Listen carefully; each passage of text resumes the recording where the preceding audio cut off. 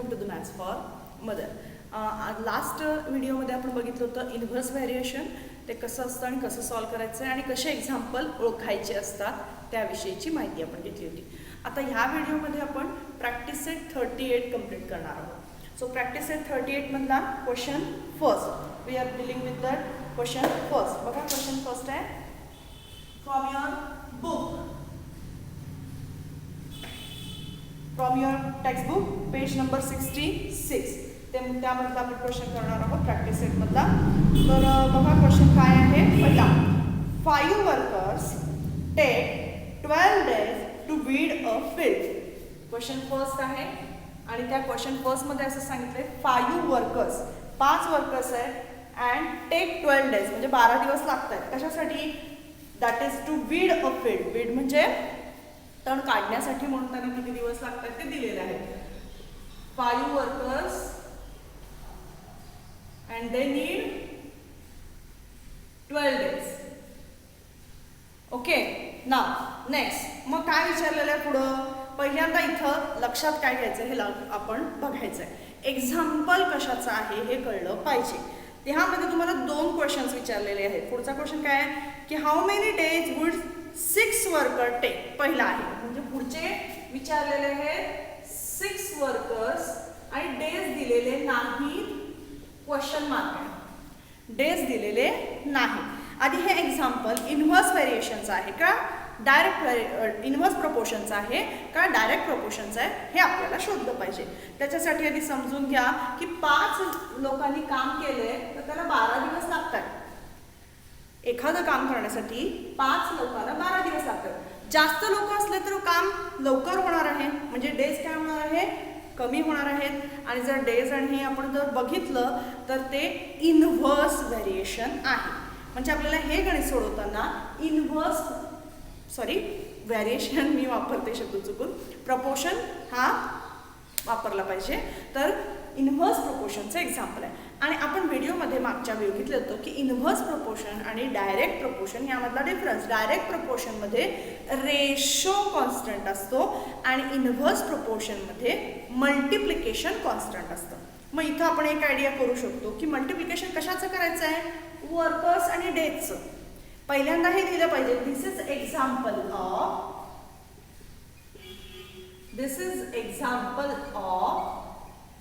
Inverse proportion. Inverse proportion जर inverse प्रपोर्शनचं example असेल तर आपण मगाशी सांगितलं मल्टिप्लिकेशन कॉन्स्टंट आहे. जे माहीत नाही आपल्याला, डेज माहीत नाहीत, त्याला आपण काय म्हणणार आहे, एक्स म्हणणार. Therefore let 6 workers take x days. 6 वर्करला किती दिवस लागले, एक्स दिवस. मग आता 5 multiply by 12 equals to, equal येणार आहे, इक्वल येणार आहे. तेवढंच काम आहे, काम काही बदललेलं नाही, काम तेवढंच आहे, फक्त आपण काय वाढवलेले आहेत, वर्कर्सची संख्या 6 multiply bye x.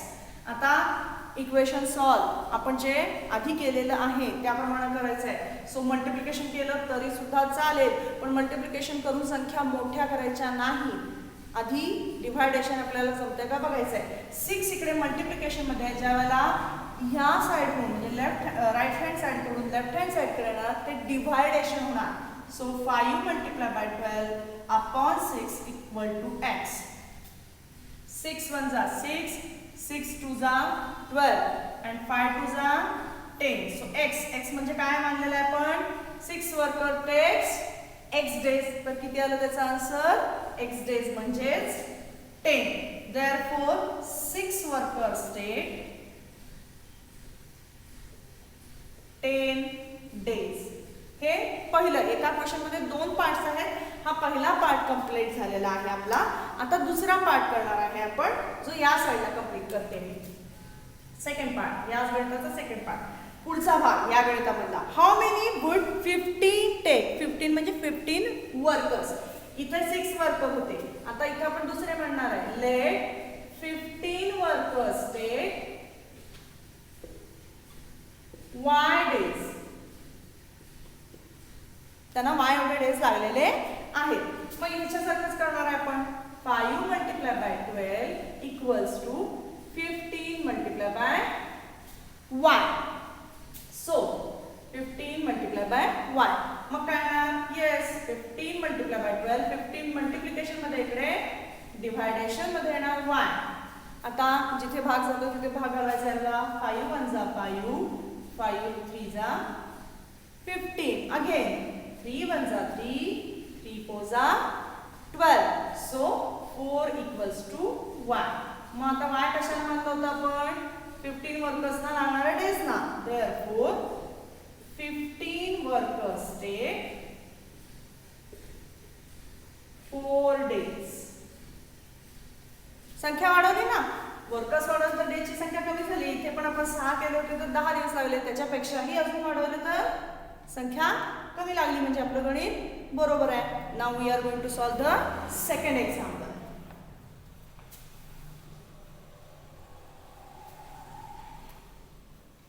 Second example read करा.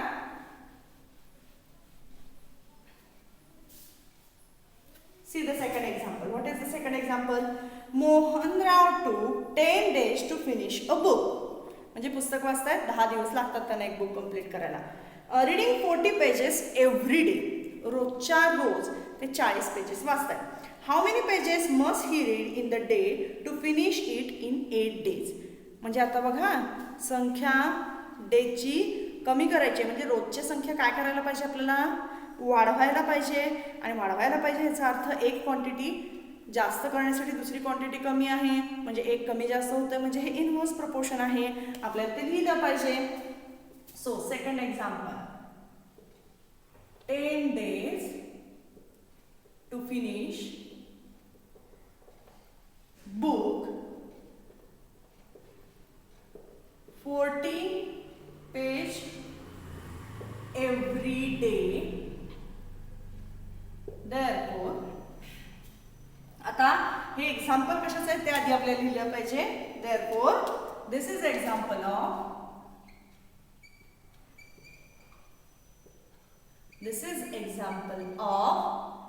inverse proportion. आता पुढचं काय विचारलं आपल्याला?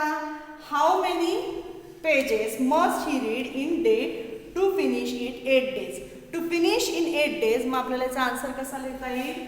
टू फिनिश इन 8 days किती पेजेस रीड करायचे every day? x pages every day. आपल्याला माहित नाही त्याला, पण x मानलं जे माहित नाही त्याला x मानायचं आहे. देअरफॉर मग आता मल्टिप्लिकेशन आपण सांगितलं की इनव्हर्स प्रोपोर्शन मध्ये मल्टिप्लिकेशन येतं. 10 मल्टिप्लाय बाय 4 40 इक्वल्स टू इथे किती आहे? 8 मल्टिप्लाय बाय x. नाव हा जो 8 आहे तो आपण डिव्हायडेशन मध्ये आणूया. 10 multiply by 40 divide by 8 equals to x. 8 1 जा 8, 8 5 जा 40 and 10 multiply bye 5 that is 50. म्हणजे किती बुक पेजेस रीड करायला पाहिजे? 50 पेजेस. आन्सर जे असतं पुस्तकातला क्वेश्चन जिथं विचारलं त्याप्रमाणेच लिहायचं answer. He must read 50 pages every day. प्रत्येक दिवशी 50 पेजेस त्यांना वाचले पाहिजे. Now the third example. See the third example. What is given in the third example? Mary cycles at 6 km per hour. How long will she take to reach her aunt's house, which is 12 km away? गणित समजलं असेल तर महत्त्वाचं आहे की 6 kilometre पर तास, 6 kilometre ती प्रत्येक तासाला जाते आणि अंतर किती आहे? 12 किलोमीटर. एका तासात 6 किलोमीटर जाते आणि टोटल डिस्टन्स किती आहे? 12. मग किती वेळ लागणार आहे? आधी पहिला क्वेश्चन तो आहे की किती वेळ लागणार आहे. दुसरा क्वेश्चन काय आहे? If she cycles at speed of 4 kilometre, म्हणजे तिने स्पीड कमी केला आहे. स्पीड कमी केला, how long would she take? आता स्पीड कमी केला तर टाइम किती लागणार? जास्त लागणार. ऑब्व्हियस आहे, जास्त लागणार आहे. तर त्याचाच आपल्याला इथे विचार करायचा आहे. पहिल्यांदा आपल्याला स्पीडचा फॉर्म्युला माहित आहे का? तो फॉर्म्युला आहे speed equals to distance upon time. Distance upon time. आता इथं आपल्याला काय दिलेलं आहे? स्पीड दिलेलं आहे, डिस्टन्स दिलेलं नाही. डिस्टन्स दिलेलं नाही, पण डिस्टन्स कॉन्स्टंट आहे, 12 किलोमीटर दिलेलं आहे आपल्याला. नाही कसं दिले की स्पीड मल्टिप्लाय बाय टाइम. हे आपल्याला माहित नाही, आपल्याला टाइम माहित नाही, तो टाइम काढायचा आहे म्हणून हा टाइम मी इकडे शिफ्ट करते. Time equals to distance, time division मध्ये इकडे मल्टिप्लिकेशन मध्ये गेला अपॉन स्पीड. मग आता आपल्याला डिस्टन्स दिलेला आहे, त्याचा वापर आपण करणार आहोत. आता गणिताचं सोल्युशन आहे. काय दिलेलं आहे बघा? डिस्टन्स दिलेला आहे आपल्याला 12 किलोमीटर. किती येते? आणि तिचा स्पीड किती आहे? 6 किलोमीटर पर आवर. मग टाइम किती येणार? 6 1 जा 6, 6 2 जा 12. सो टाइम किती लागेल तिला? टाइम इक्वल्स टू 2 आवर. तिला वेळ लागलेला आहे किती? 2 तासाचा वेळ लागला. पहिल्या क्वेश्चनचा आन्सर मिळाला. पुढे काय सांगितलंय? If she cycles at speed of 4 kilometre, म्हणजे तिने स्पीड कमी केलेला आहे, तर आणखी तिला वेळ किती लागेल ते विचारलेलं आहे. सो आपल्याला तो आधी कन्सिडर केला पाहिजे की किती वेळ लागणार आहे. तो करण्यासाठी आधी आपल्याला ह्याचा संबंध जोडला पाहिजे की 6 किलोमीटर पर आवर स्पीड असेल.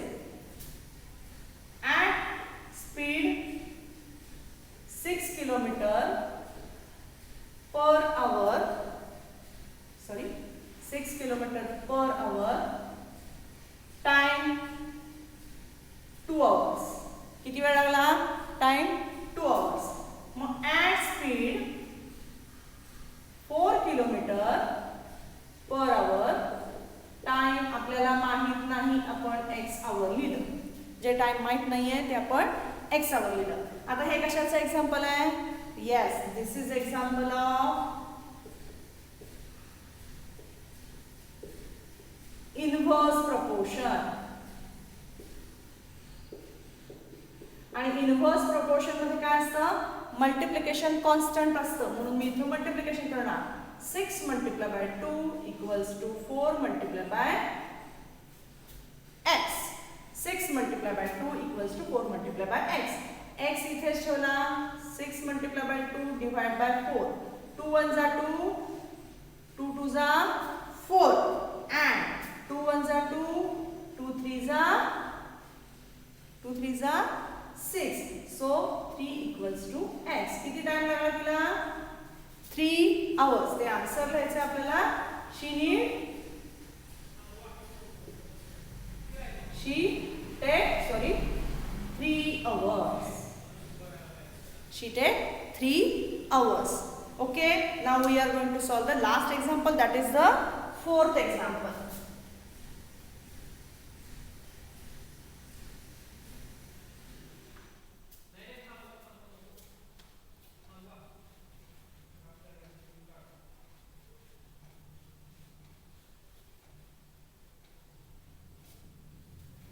Fourth example.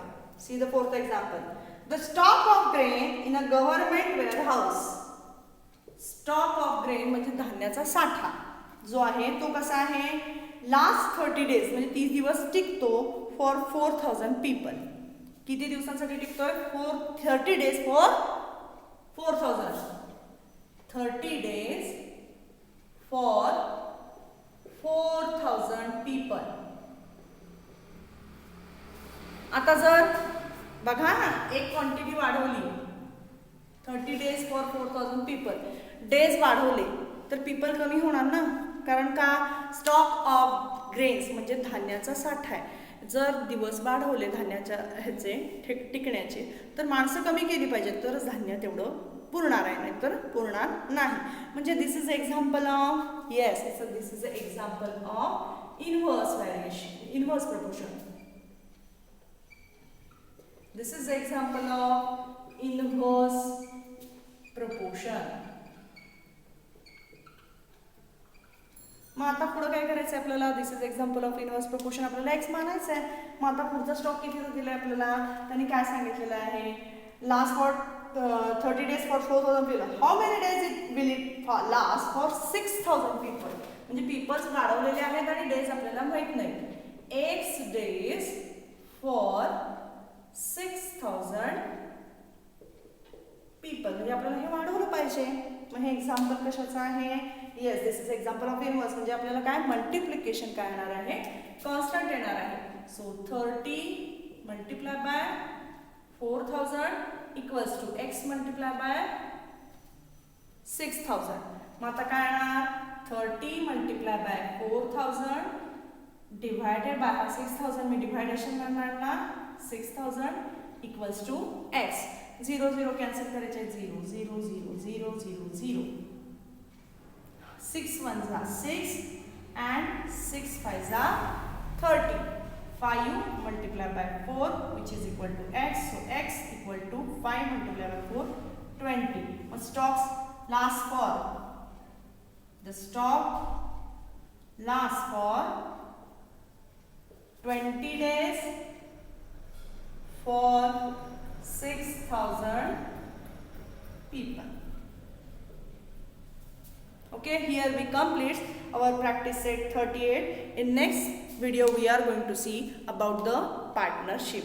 आवडला असेल लाईक करा, शेअर करा आणि सबस्क्राईब करा.